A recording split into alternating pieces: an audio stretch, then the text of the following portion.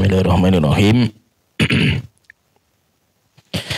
Innal hamdalillah nahmaduhu wa nasta'inuhu wa nastaghfiruh wa na'udzu billahi min syururi anfusina wa min sayyiati a'malina. May yahdihillahu fala mudilla lahu wa may yudlil fala hadiyalah. Wa asyhadu an la ilaha illallah wahdahu la syarikalah wa asyhadu anna Muhammadan abduhu wa rasuluh. Amma ba'du. Sudah jamaah, Bapak, Ibu-ibu hadirin yang dirahmati oleh Allah Ta'ala. Alhamdulillah kita senantiasa bersyukur kepada Allah Ta'ala yang masih memberikan kepada kita kenikmatan. Dan kenikmatan yang paling mahal adalah hidayah. Dan hidayah ada dua macam. Ketika seseorang diberikan hidayah, maka Allah akan memberikan kepada hamba tersebut dua perkara. Yang pertama, Allah akan memberikan kepada hamba itu ilman nafi', ilmu yang bermanfaat. Kemudian yang kedua, Allah akan memudahkan atau memberikan kepada hamba itu amal soleh. Siapa yang Allah berikan kepada hamba itu dua perkara ini, ilmu nafi' dan amal soleh, maka dia telah meniti di atas siratal mustaqim. Sedangkan siapa yang Allah berikan ilmu, tetapi Allah tidak memberikan amal, sehingga dia punya ilmu tapi tidak memiliki amal soleh, maka dia telah meniti di atas siratal maghdubi alaihim, jalan orang-orang yang dimurkai, yaitu orang-orang Yahudi dan pengikut mereka. Dan siapa yang Allah mudahkan untuk amal soleh, untuk beramal, tetapi tidak memiliki ilmu, dia beramal, tapi dia beramal bukan karena ilmu, maka dia telah meniti di atas siratal dhalin, jalan orang-orang yang tersesat, yaitu orang-orang Nasrani dan orang-orang yang mengikuti jalan mereka. Oleh itu ketika kita dimudahkan oleh Allah untuk belajar, kita bisa mendatangi majelis ilmu, kita bisa belajar ilmu agama, maka bukan berarti kita sudah selesai. Bukan berarti kayak kita itu sudah sampai di finish. Ilmu bukan tujuan. Kita belajar bukan untuk kita menjadi orang pinter. Kita belajar bukan untuk menambah wawasan. Bukan. Tetapi kita belajar untuk bertakwa kepada Allah Ta'ala. Yaitu untuk mengantarkan kita kepada amal soleh. Jadi ilmu itu hanya sarana. Bukan tujuan. Ilmu itu hanya sarana. Sarana yang mengantarkan kita kepada takwa. Sarana yang mengantarkan kita kepada amal soleh. Amal soleh itulah yang nanti akan memasukkan kita ke surga, bukan ilmu kita. Oleh itu kita itu belajar bukan untuk menambah wawasan. Setelah kita belajar, kita dimudahkan untuk datang di majelis ilmu, maka semua kita harus berjuang untuk mengamalkan. Berjuang untuk mengamalkan ilmu tersebut. Dan itu yang kita minta sama Allah Ta'ala. Kenapa kita minta kepada Allah setiap hari minimal 17 kali dalam sholat kita?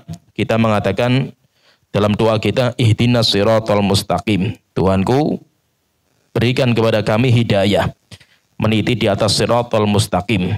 Siratal ladzina an'amta alaihim, jalan orang-orang yang kau berikan karunia kepada mereka. Apa itu karunia yang Allah berikan kepada mereka? Yaitu ilmu nafi' dan amal soleh. Ilmu ada yang bermanfaat, ada juga ilmu yang tidak bermanfaat. Ilmu yang bermanfaat itu namanya ilmu nafi'. Itu yang kita minta kepada Allah Ta'ala. Karena tidak semua ilmu itu bermanfaat. Maka ilmu itu ada yang bermanfaat, ada yang tidak. Maka kita kalau subuh, selesai sholat subuh, kemudian kita berzikir, kita disunahkan untuk membaca doa. Yang insya Allah kita semuanya mungkin sudah hafal. Allahumma inni as'aluka ilman nafi'an, wa rizqan thayyiban, wa amalan mutaqabbala. Wa a'udzubika min ilmin la yanfa' wa min qalbin la yakhsha wa min nafsin la tashba wa min du'ain la yusma.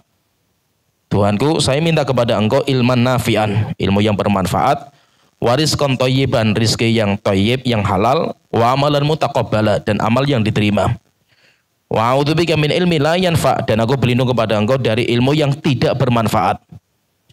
Min ilmi la yanfa wa min qalbi la yakhsha, dari hati yang tidak bisa khusyuk, wa min nafsi la tashba, dari hawa nafsu yang tidak pernah puas, wa min doain la yusma, dari doa yang tidak didengar. Berarti apa? Ada ilmu yang bermanfaat yang kita minta kepada Allah Ta'ala, ada juga ilmu yang tidak bermanfaat. Apa bedanya antara ilmu yang bermanfaat dan yang tidak? Kata para ulama, ilmu yang mewariskan amal, ilmu yang membuahkan amal, kita belajar, setelah itu kita bisa mengamalkan. Ilmu yang bisa membuahkan amal soleh, itu namanya ilmu nafi. Sedangkan ilmu yang kita pelajari hanya untuk wawasan, bertambah ilmu, amal kita nggak bertambah. Berarti ilmu itu nggak ada manfaatnya. Jadi nggak ada manfaatnya ketika ilmu bertambah, tapi amal solehnya tidak bertambah. Sehingga harus seimbang, antara ilmu dengan amal itu harus seimbang.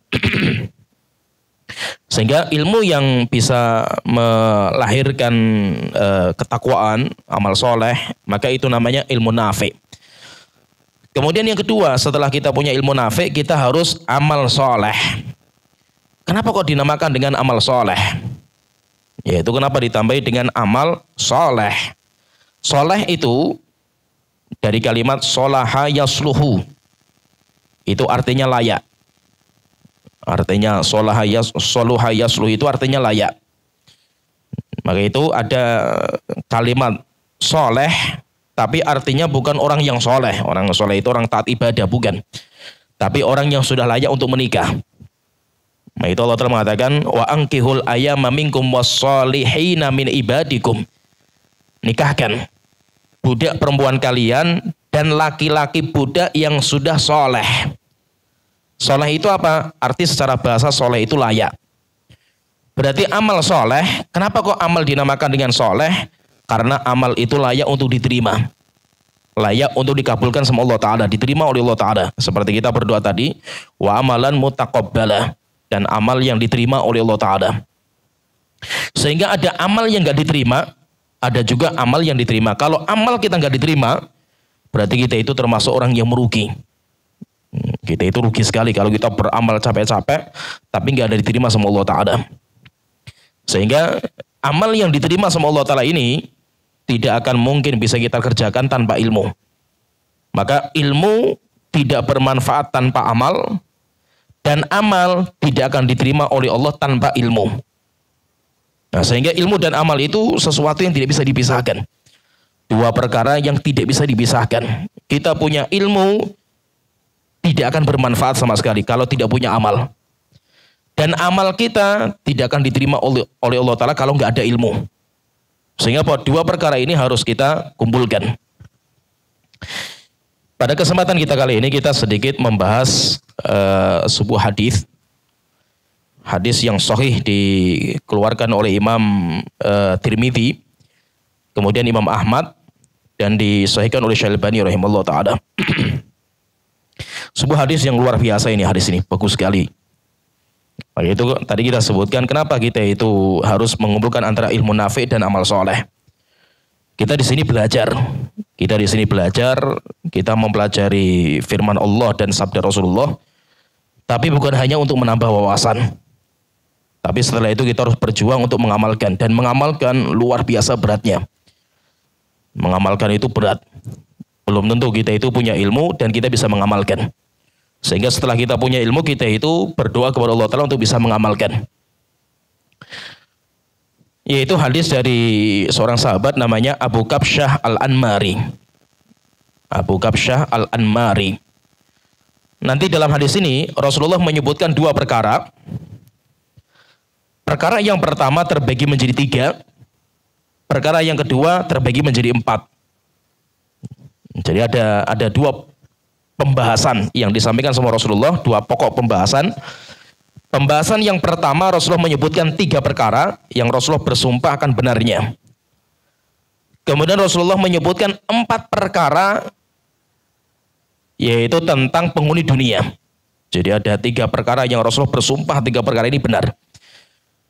Kemudian Rasulullah menyebutkan 4, yaitu perkara yang kedua, berarti Rasulullah menyebutkan 4 penghuni dunia. Nah dari sini nanti kita banyak belajar, dan itu berat sekali nih, karena apa yang disampaikan Rasulullah itu kayak merubah mindset semua. Jadi kayak mindset kita itu dirubah. Yaitu hadis dari Abu Kabsyah Al-Anmari radhiyallahu anhu, beliau berkata, Rasulullah sallallahu alaihi wasallam beliau bersabda, "Salasatun uqsimu alaihinna." Ada 3 perkara yang aku bersumpah akan benarnya. Coba sampai Rasulullah mengatakan, saya bersumpah akan benarnya perkara ini. Wa uhadithukum haditsan fahfadhuhu. Dan saya nanti akan menyebutkan kepada kalian sebuah pembicaraan penting. Hafallah pembicaraan itu, dihafal. Yaitu dihafal. Bahkan Rasulullah memerintahkan untuk dihafal hadisnya. Jadi ada 3 perkara yang Rasulullah bersumpah akan benarnya. Setelah itu Rasulullah akan menyebutkan sebuah pembahasan penting dan memerintahkan kepada para sahabat dan kita semuanya untuk menghafal, yang nanti terbagi menjadi 4 manusia. Nah, poin pertama yang disampaikan sama Rasulullah yaitu tentang 3 perkara yang Rasulullah bersumpah akan benarnya. Yang pertama, Rasulullah mengatakan, "Mana qasama lu abdin min shadaqah." Harta seorang hamba tidak akan berkurang dengan sedekah. Ini perkara yang pertama yang Rasulullah bersumpah pasti benar. Harta seorang hamba tidak akan berkurang dengan sedekah. Kemudian yang kedua, wala dzulima abdun mazlamatan sabara 'alaiha illa zadahullahu izzah. Tidak ada seorang hamba yang dizalimi sebuah kezaliman dengan sebuah kezaliman, akhirnya orang itu sabar. Fasabara 'alaiha, orang itu bisa sabar terhadap kezaliman yang menimpa dia. Illa zadahullahu izza, kecuali pasti Allah akan angkat derajat orang itu. Siapa yang dizalimi dengan sebuah kezaliman dan dia bisa sabar, maka pasti Allah akan mengangkat derajatnya. Kemudian yang ketiga, wala fataha abdun baba mas'alatin illa fatahallahu alaihi baba faqrin. Tidak ada seorang hamba yang membuka pintu ngemis-ngemis, yaitu meminta-minta kepada manusia, kecuali Allah akan bukakan kepada dia pintu kefakiran. Tidak ada seorang hamba yang membuka pintu ngemis-ngemis, kecuali Allah akan bukakan kepada dia pintu kefakiran, kemiskinan. Nah, ini poin yang pertama yang dibahas sama Rasulullah. Nanti poin kedua kita bahas. Ya, kalau nggak selesai sekarang ya mungkin pertemuan berikutnya. Jadi Rasulullah mengatakan di sini ada sebuah poin penting yang disampaikan Rasulullah, sampai Rasulullah bersumpah perkara ini benar. Tetapi fahami ya, 3 perkara ini semuanya berbeda dengan kacamata kita. Kita punya kacamata dalam menimbang kehidupan, dan apa yang nampak di mata kita itu keliru. Apa yang nampak di mata kita itu keliru, sehingga kita harus berubah mindset kita.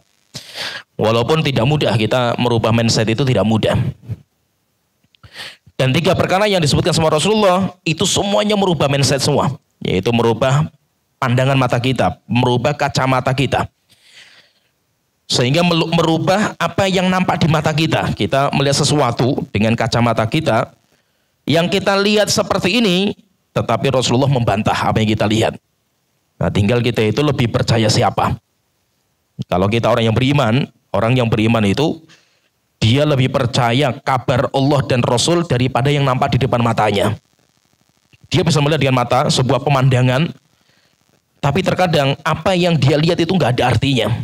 Kayak fata morgana lah istilahnya itu, dibandingkan dengan kabar Allah dan Rasul. Jika memang dia itu orang yang kuat imannya. Tapi kalau orang yang imannya lemah, ya dia tidak akan percaya. Dia lebih percaya dengan apa yang dia lihat dengan matanya. Sehingga merubah mindset itu susah. Apalagi mindset itu sudah terindra.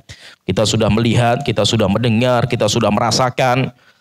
Kemudian harus kita rubah apa yang sudah kita lihat, kita rasakan, harus kita rubah semua. itu nggak mudah. Itu semuanya sesuai dengan kekuatan iman kita. Yang pertama, Rasulullah mengatakan, mana qasomalu abdin min sodakoh. Harta seorang hamba tidak akan pernah berkurang dengan sodakoh.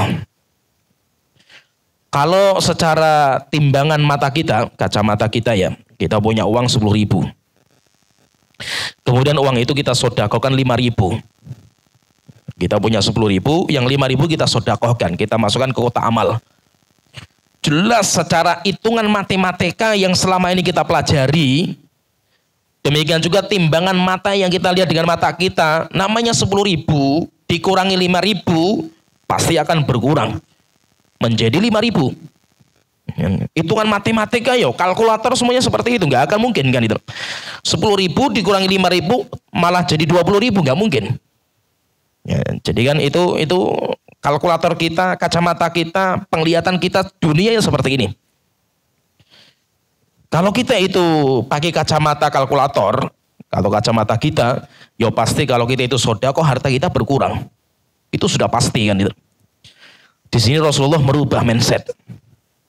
Bahwasanya pemandangan kita selama ini, kalkulator kita itu keliru. Dalam konsep sedekah. Yaitu dalam memahami konsep sedekah itu kita itu keliru. Rupanya harta yang kita sedekahkan akan bertambah. Tapi bukan bertambah nominal yang tadi kita lihat. Kita pakai uang 10.000, kita sedekahkan 5.000, pasti akan berkurang nominalnya, pasti. Tapi harta itu akan bertambah dari jalan yang lain. Dari jalan yang lain. Bisa bertambahnya itu karena barokahnya. Bisa bertambahnya itu karena Allah bukakan pintu-pintu rezeki yang lain. Sehingga apa? Sehingga bertambahnya harta itu bukan hanya nominal. Nominalnya bertambah. Saya punya uang 10.000 jadi 20.000. Bertambah nominalnya. Nggak mesti. Bukan berarti kalau bertambah itu nominalnya harus bertambah. Oleh itu orang yang sedekah, semakin banyak dia sedekah, pasti Allah akan bukakan pintu rezeki yang lain. Sehingga rezeki itu macam-macam. Rezeki itu kan banyak, bukan hanya duit rezeki itu. Sampai ketika kita itu subuh, kalau kita pagi hari, setiap kita itu hidup di pagi hari, maka nanti akan datang 2 malaikat kepada kita. Ada 2 malaikat yang mengapit kita.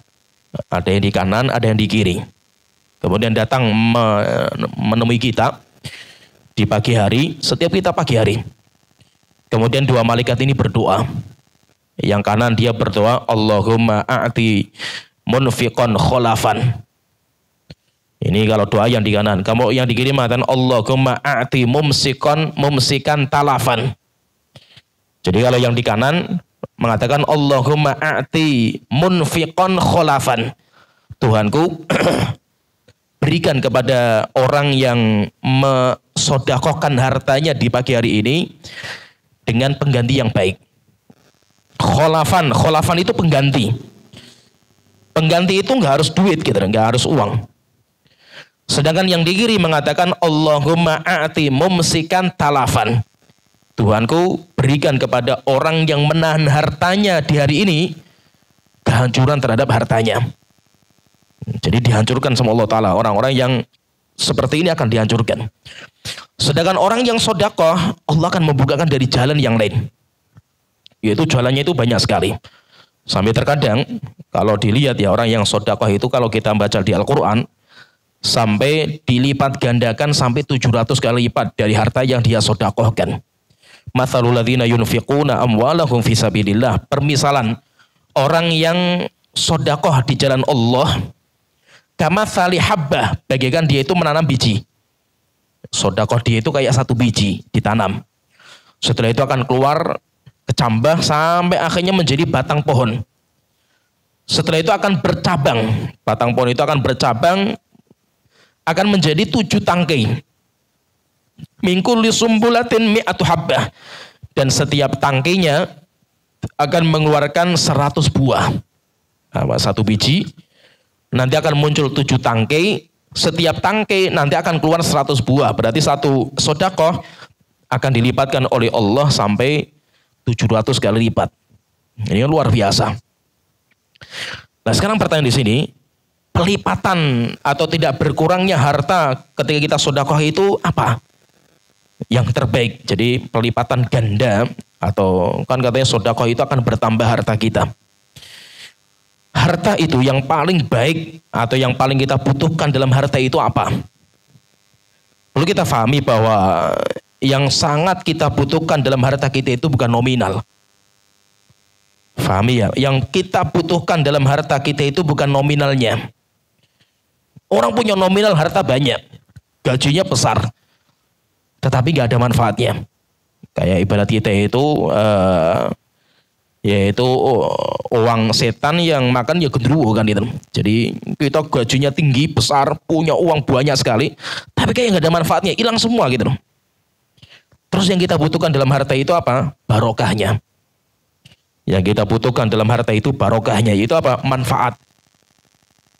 Sehingga terkadang ya ada orang yang dia itu mungkin kerjaannya nggak bisa, ya nggak tahu lah gajinya berapa kan itu. Supir, apalagi supir angkot, itu gajinya berapa? Apalagi sama sekarang orang semuanya punya motor. Apalagi tukang becak. Coba orang tukang becak berapa dapatnya itu? Orang sekarang sudah jarang kita itu naik becak, hampir jarang sekali kita naik angkot kan.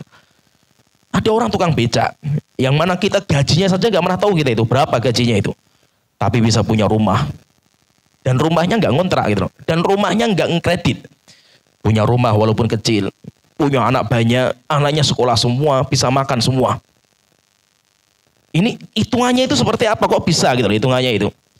Dengan seorang pejabat tinggi yang mungkin gajinya 20 juta, gajinya mungkin 30 juta, rumahnya masih ngutang, yang punya ini yang ngutang, semuanya nggak punya dia, itu nggak punya apa-apa gitu. Dan itu banyak orang seperti ini, nggak tahu duitnya lari kemana semua itu. Sehingga apa? Sehingga yang kita butuhkan itu bukan banyaknya harta. Tapi yang kita butuhkan itu adalah barokahnya harta. Banyak tapi nggak barokah, nggak ada manfaatnya. Sedikit tapi barokah, itu manfaatnya besar.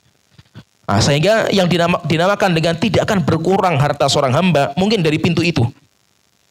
Yaitu mungkin dari situ, yaitu apa? Harta yang kita sedekahkan, walaupun tinggal sedikit harta kita ini, yang namanya kita sedekahkan berkurangan, tapi manfaatnya itu besar sekali gitu. Coba misalkan ya, saya contohkan ya, misalkan ya. Saya punya harta nggak banyak. Maksudnya sedikit lah harta itu. Saya punya anak, punya istri. Tapi alhamdulillah istri saya itu orangnya qanaah. Sehingga tidak terlalu menuntut. Dan dia itu ridho dengan apa yang saya miliki. Alhamdulillah punya anak-anak yang mudah diatur. Nggak banyak menuntut. Dan nggak banyak pengeluaran untuk anak saya. Sehingga uang segitu, Masya Allah itu cukup untuk semua.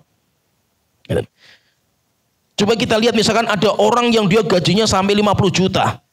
Istrinya banyak tuntutan. Sehingga apa? Dengan gaji seperti itu saja istrinya masih mengeluh. Kemudian kita punya anak kita juga bahasa pekalongannya umbrus lah anaknya itu. Untuk ini main game lah, ini habis semua duitnya kan itu. Kasih uang saku berapapun habis, nggak tahu untuk apa gitu. Sampai akhirnya anaknya jadi anak nakal, masuk penjara karena narkoba, kita harus keluar duit lagi untuk menebusnya, habis duit kita itu. Nah disitulah namanya harta itu berkurang. Yaitu berkurangnya seperti itu. Sedangkan harta yang bertambah itu mungkin bukan nominal yang bertambah, tetapi yang bertambah itu adalah manfaatnya. Ini yang pertama. Yang kedua, mungkin yang dimaksud dengan harta seorang yang disedekahkan itu nggak akan berkurang, maksudnya mungkin Allah, misalkan kita sedekah dengan uang yang kita miliki sekarang, kontan, kita sedekah. Orang pekerjaannya biasa, dia mungkin seorang pekerja apalah gitu loh. Dia seorang PNS lah, atau dia seorang pengusaha, pedagang, atau apa saja lah itu. Dia sedekahkan, hartanya yang dia miliki disedekahkan, otomatis kan berkurang. Tapi subhanallah ya mas, dia sedekah, tiba-tiba barang ini laku dengan harga yang mahal. Tiba-tiba ada tender lagi di sana. Tiba-tiba ada job lagi. Tiba-tiba itu ada semua gitu. Sehingga apa? Uang yang kita keluarkan tadi dibalas sama Allah dengan berlipat-lipat, tapi dari pintu-pintu yang lain. Dan itu sering sekali masih orang seperti itu merasakan. Orang seperti ini itu sering sekali merasakan. Dan itu kalau saya sering sekali. Masih itu ya terkadang kita itu harus berlatih. Kita itu harus berlatih. Memang sedekah kita itu untuk mengeluarkan harta kita untuk membantu orang itu berat sekali. Nah itu sampai Rasulullah mengatakan was sedekatu burhan. Sedekah itu kayak burhan. Burhan itu kayak tanda tentang benarnya iman dia kepada Allah Ta'ala. Jadi kayak tanda, coba bayangkan itu, nggak main-main kan. Kenapa? Karena orang sodako itu nggak mudah. Maksudnya gini, nggak mudahnya kenapa itu? Kita sudah kerja, capek, cari uang itu sampai banting tulang, peras keringat kita ini. Setelah kita dapat, kasih ke orang lain. Coba bayangkan. Orang lain yang dia itu nggak kerja itu, maksudnya itu nggak kayak saya dapat uang mati-matian saya itu. Setelah saya dapatkan malah tak kasih ke orang lain, kan luar biasa beratnya gitu. Jika bukan karena iman kita kepada Allah nggak akan bisa kita sebut, karena kita itu semua cinta harta. Siapa kita nggak suka harta kan itu? Kita sudah cari harta mati-matian, dapat malah dikasih ke orang lain kan itu. Itu kan beratnya luar biasa. Maka ketika itu berat sekali, maka memang sodak itu tanda kalau dia itu benar-benar orang yang mukmin. Lah, namanya kita ya kita semuanya pasti kita merasakan. Semua kita itu cinta dunia. Kita itu semuanya kalau sama duit itu semuanya kita itu tertarik. Nggak mungkin kita nggak tertarik. Semua kita itu sama duit mengiler kita semua. Ketika kita itu tertarik sama dunia, akhirnya nanti akan memunculkan sifat pelit, bakhil, dan karakter orang itu semuanya seperti itu. Sehingga karakter kita itu semuanya apa? Kita itu pasti pelit terhadap harta kita. Kita itu pasti. Kenapa? Karena kita semuanya cinta harta. Bahkan kita itu cari duit saja susah-susah kan gitu. Sebenarnya kita dapatkan, yuk kita pegang erat-erat kan gitu. Maka terkadang ya untuk melatih kita itu bisa sodakoh, itu harus ada namanya riyadhah. Riyadhah itu namanya olahraga. Kita perlu mengolahragakan diri. Tapi ini bukan olahraga fisik. Kayak kita main bola, renang, itu kan olahraga fisik. Kita perlu mengolahragakan jiwa. Dan olahraga jiwa itu nggak mudah, susahnya luar biasa. Kayak ibaratnya gini lah, kita itu ya, kita nggak pernah olahraga. Nggak pernah olahraga, tiba-tiba kita diajak teman main futsal. Bisa mati kita di situ, bisa pingsan gitu. Ngos-ngosan, mau muntah-muntah kita ini. Kenapa? Karena awal kita olahraga kan itu. Coba kalau kita ulang lagi, kita mulai latihan untuk lari setiap hari, sprint, kemudian nanti masuk lapangan bola, mulai masih capek lah itu, masih, tapi mulai seger. Kedua, ketiga, keempat, sampai ke-10, puas kita sudah menikmati, lezat sekali namanya olahraga itu. Kalau kita sudah menikmati. Demikian juga riyadhah jiwa. Olahraga jiwa itu seperti itu. Awal kali kita olahraga terhadap jiwa kita itu, rasanya kayak mau mati kita ini. Sampai saya itu pernah ya, ada ya jamaah saya lah. Seorang bos punya perusahaan. Dia itu tanya, Ustadz, saya itu ya, kalau datang bulan Ramadan, mau mati saya Ustadz. Kayak nyawa saya mau dicabut. Makanya saya bilang, ada apa Pak itu? Saya itu kalau mengeluarkan zakat ya Ustadz ya, itu hampir 100 juta. Zakatnya saya itu kalau Ramadan tak keluarkan 100 juta itu. Kita mengeluarkan duit 100 juta ini, ya Allah, beratnya luar biasa, kayak mau mati kita ini. Ya, 100 juta loh, bayangkan itu. Untuk beli mobil bisa kan itu. Akhirnya saya ngomong, Pak, antum jangan lihat 100 juta yang Anda keluarkan gitu. Memang 100 juta nominalnya besar gitu. Tapi kalau Anda bandingkan uang itu dengan uang yang Anda miliki, zakat cuma 2,5% kan gitu. Cuma 2,5%, berarti masih ada 97%, 97,5%, bayangkan itu. Uang yang kita miliki. Cuma kan kita melihatnya nominal yang kita zakatkan kan gitu. Coba perhatian ya, orang sodakoh itu beratnya luar biasa. Berat. Terus bagaimana caranya itu? Caranya sering olahraga. Sering olahraga sampai tingkatan dia itu merasa lezat ketika bisa membantu orang lain walaupun dia itu butuh. Kalau kita sudah merasakan ini, Masya Allah itu. Dan coba Mas ya, kita sering berlatih lah. Saya, antum semua, kita harus berlatih. Sampai tingkatan ya, nanti antum akan merasakan ya. Sampai tingkatan, saya itu, misalkan tingkatan nih, kalau kita belajar terus ya, belajar riyadhah jiwa seperti ini ya. Sampai kita itu bisa gembira ketika melihat orang itu tertawa. Walaupun saya itu ya harus mati-matian untuk itu gitu. Misalkan ini, kita punya uang. Jadi coba misalnya jadi gini, nanti kalau kita berlatih ya, kita itu tampakkan di mata orang kita itu orang kaya. Kita itu orang kaya, kita itu orang yang serba kelebihan. sehingga semua orang melihat kita itu harus seperti itu. Itu prinsipnya sahabat.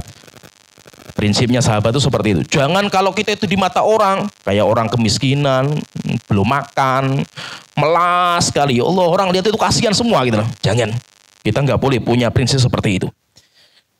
Sahabat itu kalau orang nggak tahu mereka, yahsabuhumul jahilu aghniya aminat ta'affuf.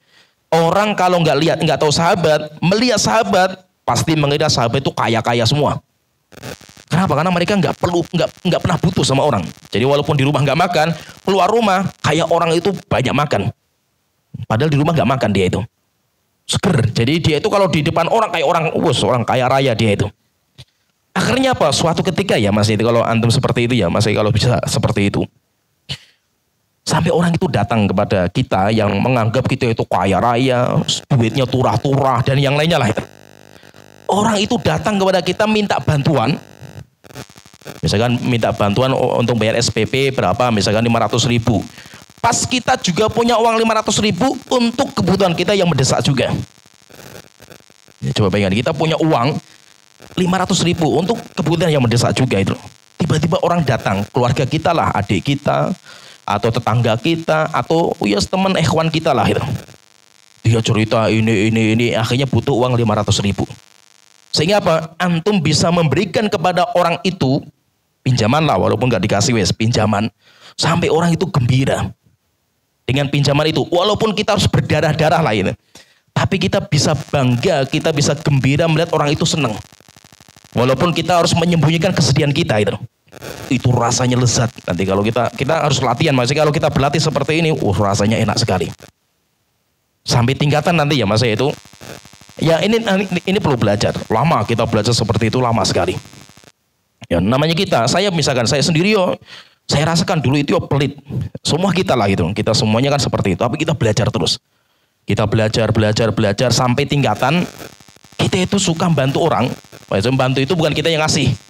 Kita mintakan kepada orang, kita ngasih kepada, masih kita bantu orang lah menjadi solusi bagi orang lain.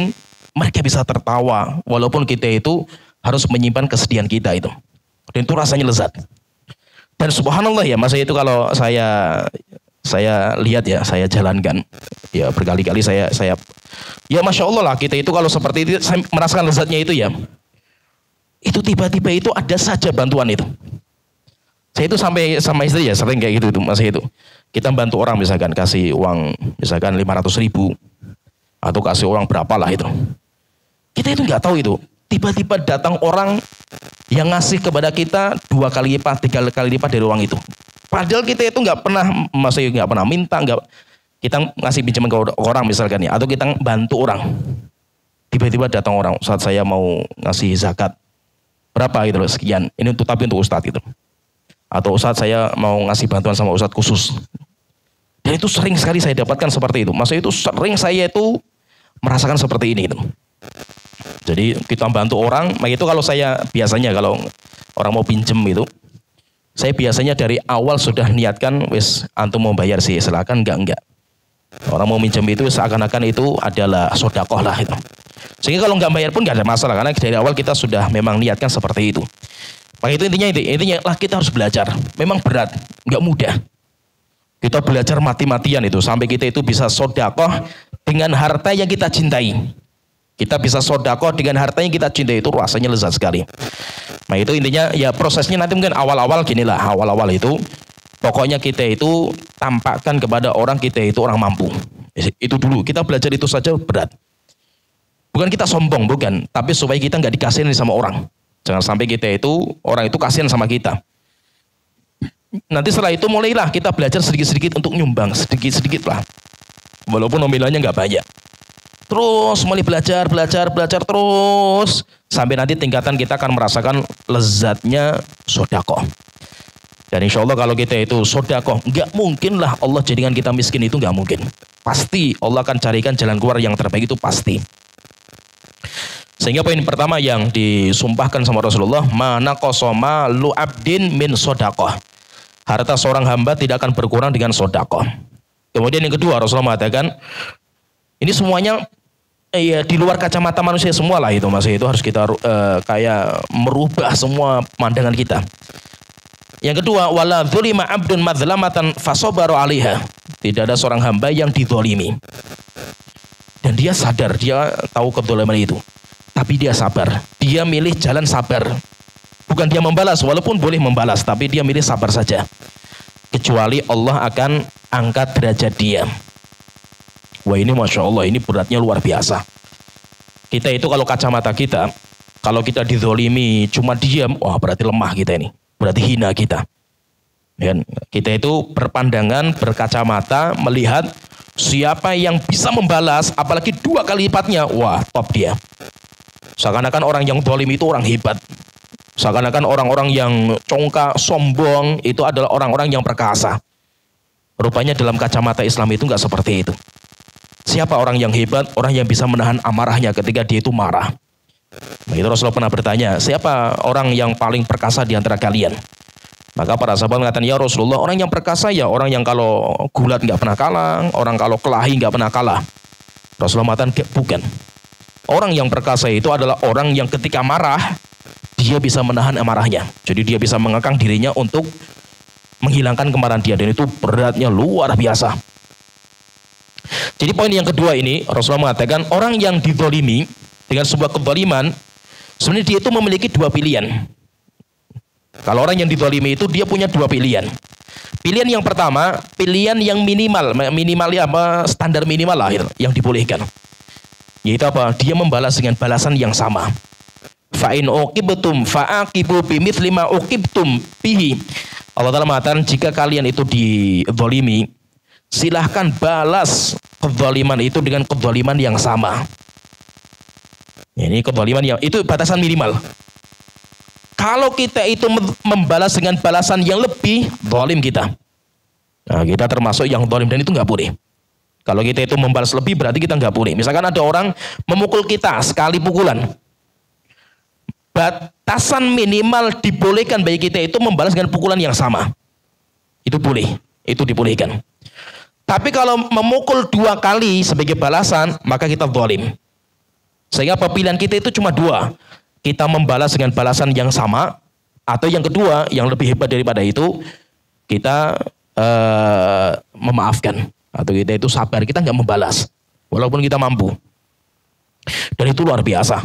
Orang seperti ini derajatnya akan dinaikkan sama Allah Ta'ala. Derajatnya semakin ditinggikan sama Allah Ta'ala. Nah ini berkaitan masalah kezaliman. Jadi memang ini mindset semua. Ini perlu kita banyak belajar lah itu dari sini. Susah, berat. Orang belajar seperti itu berat. Enggak seperti kita itu belajar sholat. Tidak seperti kita itu merubah pakaian, casing. Bukan merubah, mudah lah itu. Manjangkan jenggot. Kemudian berjilbab. Itu ibadah dan itu mudah. Karena casing-casing seperti itu mudah lah dirubah itu. Tapi yang paling susah itu merubah jiwa. Mengobati jiwa itu susahnya luar biasa. Melatih kita untuk sabar ketika kita dizalimi, wah luar biasa beratnya. Mati-matian kita ini. Jadi ketika kita itu dizalimi, kita itu dizalimi dengan kezaliman, sebuah kezaliman. Kalau kita itu bisa membalas, silakan dibalas. Kalau memang kita itu harus membalas. Tapi kalau kita itu mau sabar, ya luar biasa. Sabar itu berarti kita biarkan saja lah, kita nggak gubris. Kalau kita bisa memaafkan, luar biasa. Kalau kita bisa membalas dengan kebaikan, itu yang paling top. Dan itu tingkatan paling tinggi. Itu tingkatan paling tinggi. Jadi berarti kan sini ada pilihan ini. Ada pilihan, ada beberapa tingkat lah itu. Kalau kita dizalimi, silakan dibalas. Boleh. Gak apa-apa. Dengan balasan yang seimbang. Atau kalau kita pengen lebih tinggi lagi, ya kita ya sabar. Sabar itu apa? Ya wis lah. Kita nggak menganggap lah gitu. Atau kalau bisa kita memaafkan. Atau kalau lebih tinggi lagi, kita malah membalaskan kebaikan. Nah, di sini maksudnya kan ada 4 tingkatan lah di sini manusia itu ada 4 tingkatan. Maka kita itu mulai belajar sejengkal demi sejengkal. Kalau kita itu ya dizalimi, kita hanya bisa sekarang ini membalas dengan balasan yang setimpal. Ya sudahlah, itu dulu yang antum jalankan. Itu dulu yang antum jalankan. Walaupun ketingkatan ini saja kemungkinan kita masih berat kan itu. Biasanya kalau kita dizalimi sekali, kita pengen membalas berkali-kali. Terus kita baru sampai tingkatan kita itu mampunya untuk membalas dengan balasan yang setimpal. Nggak apa-apa. Tidak ada masalah, silahkan. Tapi apa? Orang harus terus belajar sampai naik ke tingkatan berikutnya. Tingkatan apa? Sabar. Setelah kita itu bisa sabar, kita harus terus belajar sampai kita itu bisa memaafkan orang yang menzalimi kita. Kalau kita sudah sampai di sini, kita harus terus belajar lagi sampai kita itu bisa membalas kebaikan. Mendoakan kebaikan, bahkan kita itu malah kita kasih hadiah orang-orang yang menzalimi kita. Itu sudah luar biasa itu, tingkatan itu. Dan itu memang untuk sampai ke tingkatan paling puncak ini prosesnya berpuluh-puluh tahun mungkin kita baru bisa. Jadi kalau kita perhatikan ya, berkaitan masalah kezaliman, kita itu selama hidup di dunia, tidak mungkin kita itu bisa bebas dari masalah. Dunia itu ya gudangnya masalah lah kita ini. Sehingga apa namanya kezaliman lah, namanya musibah itu mesti akan kita rasakan. Tidak mungkin tidak. Tidak mungkin tidak. Pasti kita itu akan merasakan itu, pasti. Pasti. Kita mau berbuat baik mesti ada yang menzalimi kita. Jadi manusia itu ya tidak mungkin semuanya itu baik semua sama kita. Ada orang yang menzalimi kita, hasad sama kita, orang yang semacam-macam lah itu. Terus bagaimana kalau seperti ini? Jadi ada namanya riyadhah. Riyadhah itu olahraga. Kayak tadi lah, olahraga jiwa untuk sedekah. Ini juga ada namanya olahraga jiwa untuk bisa memaafkan. Dan luar biasa, kalau kita bisa seperti ini luar biasa. Ya, kita bisa memaafkan itu luar biasa, walaupun berat. Sampai pernah Imam Ahmad bin Hanbal, beliau pernah suatu ketika itu beliau itu menangis. Malam hari, beliau itu semalam suntuk, beliau itu menangis. Akhirnya pernah ditanya sama seseorang muridnya, Imam Ahmad, saya melihat engkau semalam suntuk, yaitu sampai subuh, hanya menangis. Itu ada apa di balik itu, Mas? Itu kenapa Anda itu seperti itu? Maka beliau mengatakan, tadi pagi saya itu barusan ngajar, yaitu nyampaikan ilmu tentang keutamaan orang yang memaafkan terhadap kezaliman. Yaitu banyaklah Mas itu dalil-dalil tentang keutamaan orang memaafkan. Dan ketika saya menyampaikan itu, yaitu saya menyampaikan hadis tentang keutamaan orang yang memaafkan, saya teringat dengan kezaliman penguasa waktu itu, di mana saya dicambuk, dipenjara, kemudian ya macam-macam lah, tidak boleh menyampaikan ilmu, gara-gara pemimpin kita itu akidahnya menyimpang, akidahnya sudah kufur, yang mengatakan Al-Quran makhluk. Sehingga apa? Saya ketika ingat sakitnya cambukan itu sakit sekali saya rasakan. Saya ingat bagaimana pemimpin menzalimi saya itu. Tapi saya tadi menyampaikan ya hadis atau Al-Quran seperti itu. Maka di sini saya tidak lain kecuali saya akan berjuang mengamalkan itu. Akhirnya apa? Beliau maafkan. Saya pernah kan beliau itu didatangi sama raja terakhir lah di masa beliau. Kan yang menzalimi beliau, yang menzalimi Imam Ahmad itu 3 raja. Ya, 3 raja Al-Ma'mun, Mu'tasim, Wathiq. Coba 3 raja ini zalim sama beliau. Sampai ketika Wathiq meninggal dunia, diganti dengan putranya Ahlussunnah wal Jamaah. Maka ketika putranya ini datang kepada Imam Ahmad, mengatakan, Imam Ahmad, saya ingin bertanya, Al-Quran makhluk atau bukan? Maka beliau mengatakan, akidah Ahlussunnah, Al-Quran firman Allah bukan makhluk. Akhirnya beliau mengatakan, kata rajanya ini, wahai Imam Ahmad, saya perwakilan dari keluarga besar saya, bapak saya dan paman-paman saya yang telah menzalimi. Maka saya datang di sini, saya minta supaya engkau memaafkan mereka. Imam Ahmad ketika diminta seperti itu, beliau menunduk. Sampai beliau itu menangis. Kenapa? Karena beliau ingat sekali bagaimana cambukan, sakitnya luar biasa gitu. Al-Gojo yang mencambuk Imam. Jadi Imam Ahmad itu kan dicambuk pas malam 17 Ramadan. Ya, hari 17 Ramadan. Dalam kondisi beliau sudah tua, jenggotnya sudah putih. Dan beliau tidak mau membatalkan puasa waktu itu. Sampai rantai yang mengikat Imam Ahmad itu saking beratnya, rantai tangan dan kaki, sampai beliau itu kalau jalan nggak bisa dengan rantai besi itu. Maka beliau taruh di tangannya itu di atas punggungnya. Saking beratnya rantainya ini. Sampai akhirnya beliau dipenjara gara-gara mengatakan Al-Quran firman Allah bukan makhluk. Setelah itu ketika rajanya itu ingat, Imam Ahmad didatangkan di depan raja. Debat sama Ahmad bin Abi Duat. gembongnya ahlul bidah yang meracuni pemikiran pemimpin waktu itu. Sampai akhirnya Imam Ahmad dicambuk dan al-gucunya ini, jadi Imam Ahmad ditaruh di atas kursi, disuruh mengatakan Al-Quran firman Allah tapi makhluk. Beliau tidak mengatakan enggak, firman Allah bukan makhluk. Akhirnya dicambuk, jatuh Imam Ahmad dari kursi, pingsan. Setelah itu disiram, naikkan lagi di atas kursi, cambuk lagi. Dan beliau waktu itu puasa tidak membatalkan puasanya. Sampai berkali-kali cambukan, sampai beliau sudah nggak bisa berdiri. Sampai akhirnya rajanya kasihan, akhirnya dibawa pulang Imam Ahmad itu. Setelah itu rajanya ngirim dokter kepada Imam Ahmad karena kasihan.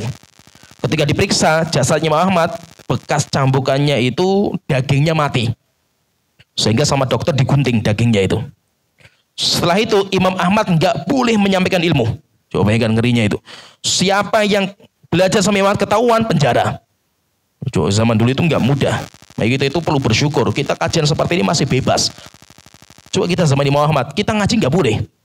Ulama-ulama penjara, kalau nggak penjara penggal lehernya mereka. Coba banyak ulama Ahlussunnah yang digantung zaman itu. Dan itu terjadi kapan? Zamannya Imam Ahmad, bayangkan itu. Ketika beliau itu kondisi seperti ini, tiba-tiba datang raja berikutnya yang minta supaya memaafkan. Coba kayak apa itu? Sakitnya gitu. Sehingga apa? Ingat kedoliman, bagaimana sakitnya ketika dicambuk kan. Akhirnya beliau itu menunduk ketika itu disuruh untuk memaafkan perwakilan itu kan. Lama Imam Ahmad tidak menjawab. Setelah itu beliau itu mengangkat kepalanya kemudian mengatakan, saya mendengar sebuah riwayat. Rasulullah mengatakan nanti di hari kiamat Allah akan kumpulkan semua manusia. Setelah itu nanti ada panggilan, man kana ajruhu 'alallahi falyakum. Siapa yang pahalanya semuanya ditanggung oleh Allah Ta'ala, hendaknya berdiri. Fala yaqumu illal mu'afun. Rasulullah mengatakan tidak ada yang berdiri kecuali orang yang suka memaafkan. Akhirnya apa kata beliau? Maka hari ini semua yang menzalimi saya semuanya sudah saya halalkan. Kecuali gembong-gembong al-bidah yang urusannya sampai hari kiamat nanti ini. Tapi yang lain, yaitu yang orang-orang yang dia itu juga termakan fitnah juga, maka itu semuanya saya maafkan. Udah, rupanya kita belajar untuk seperti ini tuh luar biasa susahnya. Susah sekali. Kalau bisa yuk kita balas, kita habisi sekalian kan gitu. Tapi kalau kita belajar, coba kalau kita itu manfaatnya apa sih kalau kita itu misalkan kita itu meluapkan emosi kita, nanti pasti akan menyesal kita ini. Ya kan?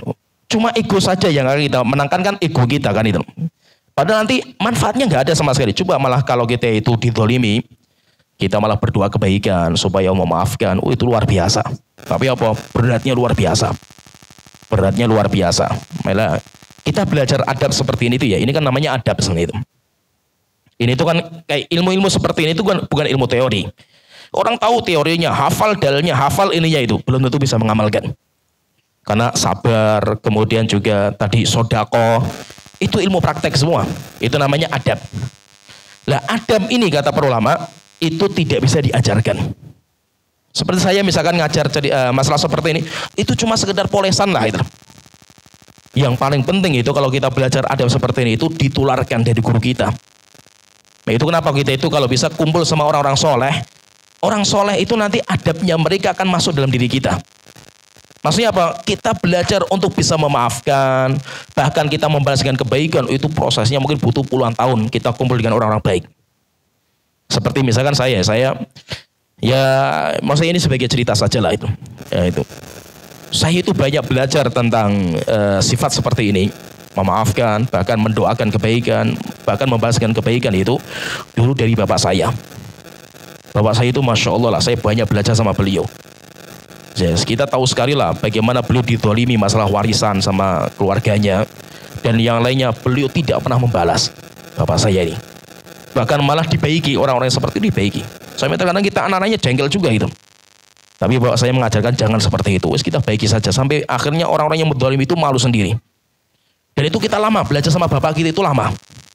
Setelah kita belajar sama bapak kita itu alhamdulillah kenal sunnah waktu itu saya itu. STM saya itu kenal sunnah. Saya alhamdulillah ya Ustadz saya mengenalkan sunnah itu Ustadz Ahmad Zainuddin Salatiga. Luar biasa, orang yang adabnya luar biasa beliau itu. Masya Allah saya banyak belajar adab sama beliau. Beliau itu ya, waktu itu kita itu cerita ya, ini cerita saja ya. Kita itu ya namanya orang-orang baru ngaji. Saya itu ngaji STM waktu itu kan. Teman kajian saya preman Salatiga. Ada yang garong, ada yang begal, wes banyak lah itu. Sehingga kalau saya jalan-jalan ke Salatiga sama teman-teman saya itu, preman-preman tunduk semua karena dia dulu ketuanya. Pada kenal sunnah gitu. Subhanallah ya, ini orang-orang baru ngaji, baru-baru semangat ini. Termasuk ada orang yang baru ngaji itu pemuda-pemuda tapi dari kampung. Kampung sekali lah, pedalaman. Nah ini ada cerita ya. Waktu itu teman-teman kita yang pada ngaji waktu itu sama kita ini. Waktu itu saya masih STM. Dia itu ngurusi remaja masjid di kampungnya. Akhirnya dia itu pengen remaja masjid kan beberapa orang sudah pada ngaji. Dia pengen mengadakan TPQ di masjid itu yang ngadakan remaja masjid. Tapi pengajarnya siapa? Pengajarnya dari Pondok Al-Irsyad Tenggaran. Kalau di Salatiga itu orang nggak tahu Wahabi. Taunya Al-Irsyad. Jadi Al-Irsyad itu ngeri sekali kalau kayak Wahabi lah gitu.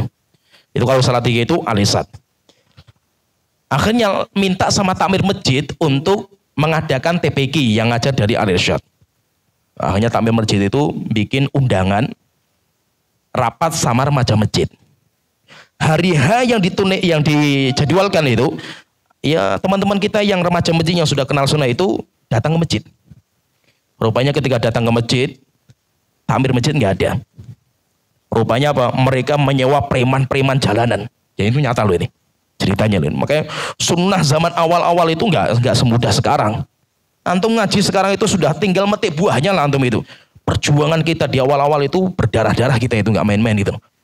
Ya, sampai terkadang ada teman kita yang kenal sunnah dicoret dari kakak, ada yang sampai diusir dari kampung halaman, sampai ada yang tinggal di kampung tapi nggak dimasukkan dalam daftar kampung, sampai ada yang diusir, ada yang dipukuli, sampai ada yang rumahnya dibakar zaman dulu. Kalau zaman sekarang antum kenal sunnah itu tinggal metik buahnya saja antum itu. Nah, teman-teman kita ini yang kenal sunnah ini ke masjid, di masjid preman-preman jalanan bawa batu, bawa kayu, dipukuli di masjid bayangkan. Sampai bercucuran darah itu. Sampai mau mati mereka teman-teman kita ini. Sampai akhirnya alhamdulillah ada orang sebelah masjid yang menyelamatkan mereka. Langsung dibawa ke rumah sakit. Opnam di rumah sakit 1 pekan kalau nggak salah itu. Coba bayangkan itu. Beritanya sampai ke kita di Salatiga itu. Sampai Salatiga. Coba ya ceritanya itu. Teman-teman saya sama teman-teman saya, apalagi teman saya preman-preman semua kan waktu itu kan. Wos kita sudah mau perang habis-habisan kita ini. Coba bayangkan itu. Sudah ada yang nyiapkan parang, pediam, habis-habisan pokoknya kita ini. Wos, ayo jihad kita itu, bantai semuanya. Namanya preman-preman kan gitu, baru kenal sunnah kan itu, kayak apa semangatnya kan. Kita sudah berkumpul waktu itu mau ya istilahnya ke sana lah, nyerang kampung itu. Tiba-tiba datang ustadz kita itu. Akhirnya beliau ngomong, ini mau apa kalian itu? Oh iya Ustadz, ini kita mau jihad di jalan Allah Ta'ala kan itu. Karena ini bukan jihad, ini rebutan parkir kalau sebenarnya. Bukan seperti ini dakwah kita itu. Kita dakwah nggak seperti ini gitu. Kita dakwah itu dengan cara lemah lembut. Bahkan kalau bisa kita maafkan. Bahkan kalau bisa kita baiki mereka itu. Kita pun kaget juga, kok seperti ini Ustadz ini. Terus akhirnya dijelaskan sama beliau itu. Kita diadem-demkan sama beliau. Masya Allah lah setelah itu kan. Kita sabar waktu itu. Ya alhamdulillah, gara-gara sabarnya kita, teman-teman ini malah kita bisa bawa ke kota waktu itu. Bahkan sekarang dakwah bisa masuk di kampung sana. Demikian juga saya juga dulu pernah juga dakwah di Gunung Kidul. Wos awal-awal dakwah di Gunung Kidul yang ngeri juga. Taruhannya nyawa di sana ini.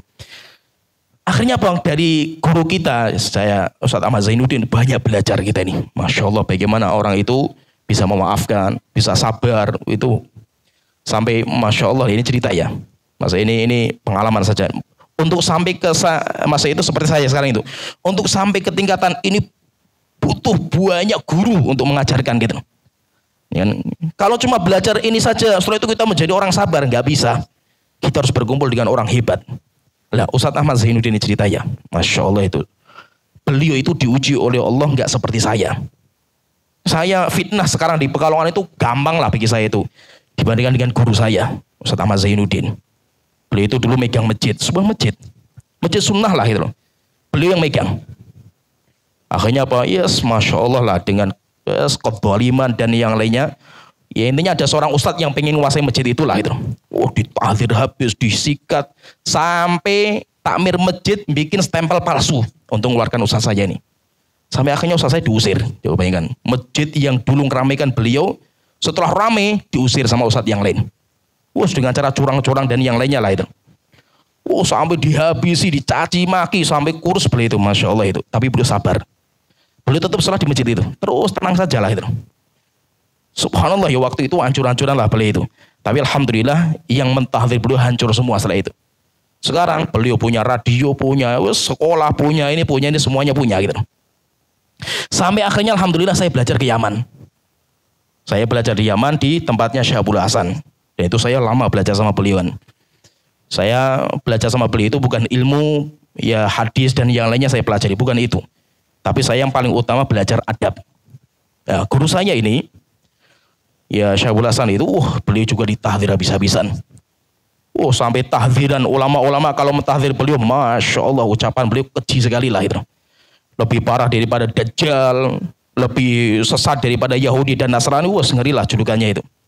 Sampai orang yang mentahdzir beliau, waktu itu kan diserang kan oleh orang-orang Syiah waktu itu di Yaman kan. Coba kata beliau itu apa?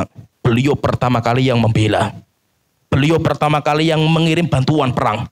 Bahkan beliau keliling Saudi untuk mencari dana untuk membantu mereka. Sampai pernah ini cerita, masih cerita nyata juga.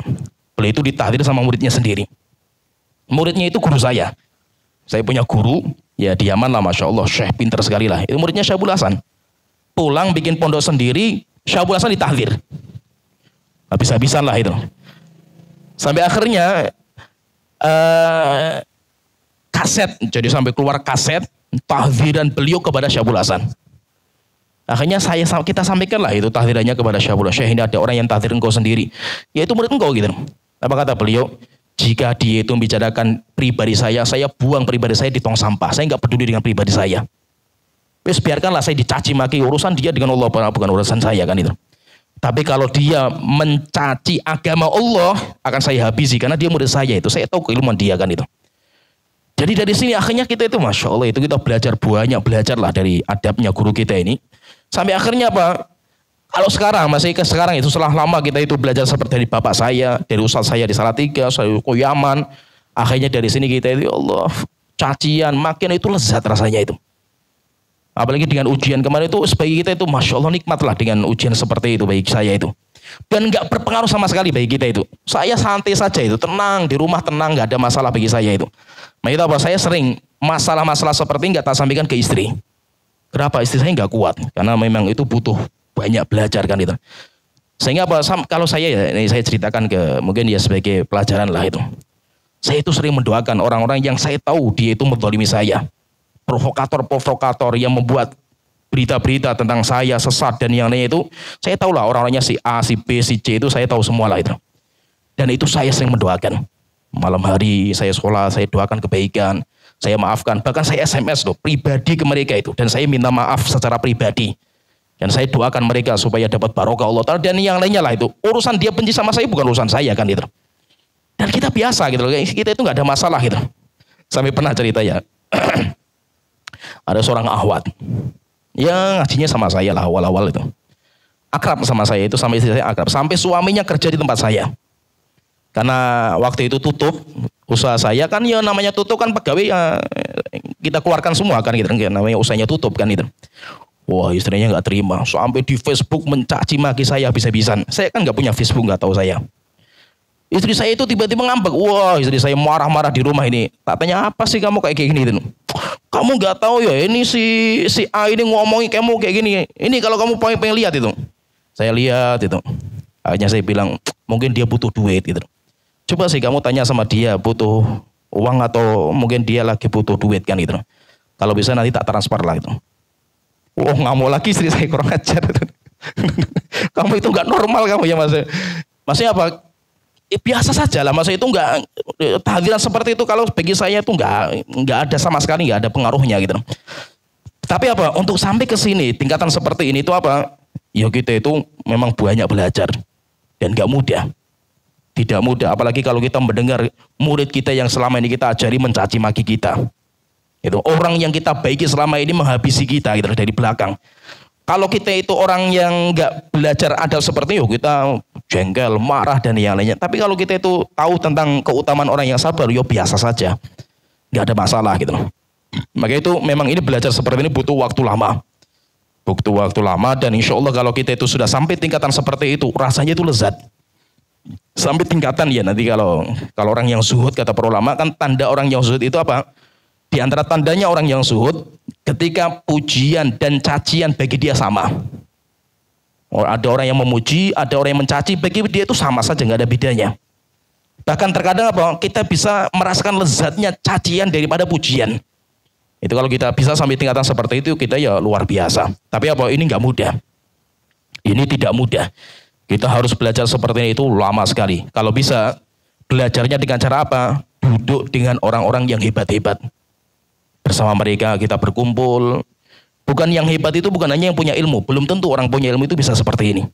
Tapi terkadang apa? Orang-orang awam, simba-simba, bapak-bapak di kampung-kampung itu malah banyak yang seperti ini orangnya, karakternya. Tawakal mereka. Terkadang orang-orang awam-awam yang di kampung-kampung tawakalnya tinggi sekali.